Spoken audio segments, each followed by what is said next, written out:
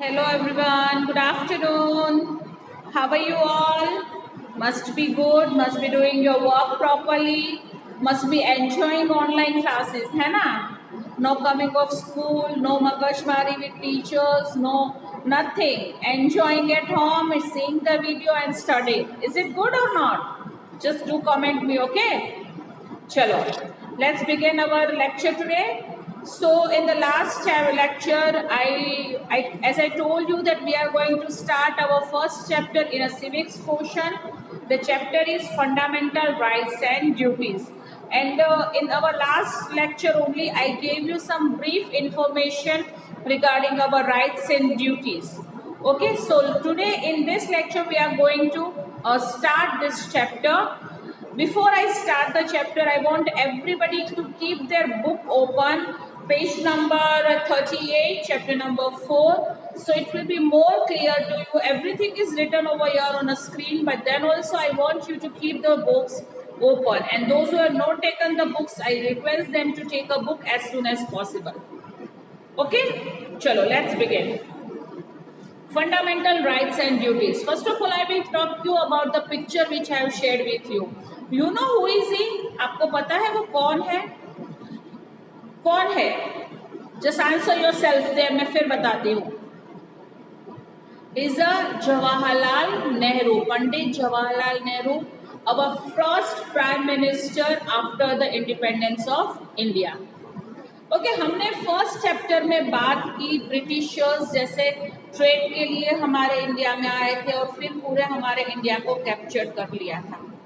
फिर हमारे Indians freedom fighters ने बहुत सारी तकलीफों के बाद 15 अगस्त 1947 को हमारा इंडिया ब्रिटिशर्स से आज़ाद कर गया. हमारा इंडिया गॉट इंडिपेंडेंट ऑन 15 अगस्त 1947. उसके बाद पूरा इंडिया का कब्जा इंडिया के ऊपर आ गया, राइट. उसके बाद हमारा कॉन्स्टिट्यूशन बना. कॉन्स्टिट्यूशन मतलब क्या है?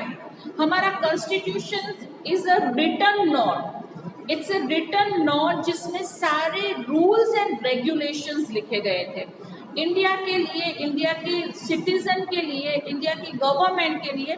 सारे रूल्स एंड रेगुलेशंस लिखे गए थे जिसको इंडिया के हर एक नागरिक को, हर एक सिटीजन को फॉलो करना कंपलसरी था, राइट. उसको कहते हैं constitution of India. It's a written document. आज भी हमारा जो भी हम रूल्स एंड रेगुलेशंस फॉलो करते हैं वो हमारा रिटन डॉक्यूमेंट है जो हमारे इंडिपेंडेंस, इंडिया जब इंडिपेंडेंट हुआ उसके बाद लिखा गया था, जिसको हम आज भी फॉलो करते हैं. उसके बारे में यहाँ पे जानते हैं, right. Now on the left side it is written fundamental rights and duties. A set of basic laws or principles for a country that describe the rights and duties of its citizen and the way in which it is governed is called a constitution. Okay, basic principles, हमारे country के basic principles, हमारे rights, हमारे duties जो हर एक citizen को follow करना है और जो जिसने गवर्नमेंट ने बना है पब्लिक के लिए, उस डॉक्यूमेंट के, वो रिटन डॉक्यूमेंट को कहते हैं constitution. Okay, constitution of India. The Constitution of India was drafted under the chairmanship of Dr. B.R. Ambedkar. Doctor B.R. Ambedkar थे जिसने ये पूरा कॉन्स्टिट्यूशन ड्राफ्ट किया. उसके अंडर ये पूरा कॉन्स्टिट्यूशन बनाया गया है. ओके, जिसकी अथॉरिटी के अंदर ये पूरा कॉन्स्टिट्यूशन बनाया गया है वो थे doctor B.R. Ambedkar. It was adopted by the Constitution Assembly on 26th of November 1949 and came into effect on 26th January 1950. फिर वो हमारी कॉन्स्टिट्यूशन असेंबली में कब प्रेजेंट हुआ? 26 नवंबर 1949 को वो प्रेजेंट हुआ. और पब्लिकली कब प्रेजेंट हुआ? सबके लिए. वो फोर्स में कब आया? सबको बताया कब गया वो कॉन्स्टिट्यूशन के बारे में? 26 जनवरी 1950. जो डे को हम कौन से डे के लिए सेलिब्रेट करते हैं? As a republic day. We celebrate 26 January as a republic day. उसी दिन हमारा कॉन्स्टिट्यूशन पब्लिक के सामने फोर्स पे आया था. वो कॉन्स्टिट्यूशन में क्या लिखा था, उसमें सारे राइट्स लिखे थे कि इंडियन सिटीजन्स को कौन कौन से राइट्स मिलने चाहिए, और ड्यूटीज लिखी थी कि एक इंडियन सिटीजन की सारी ड्यूटीज क्या है। समझ में आ रही है?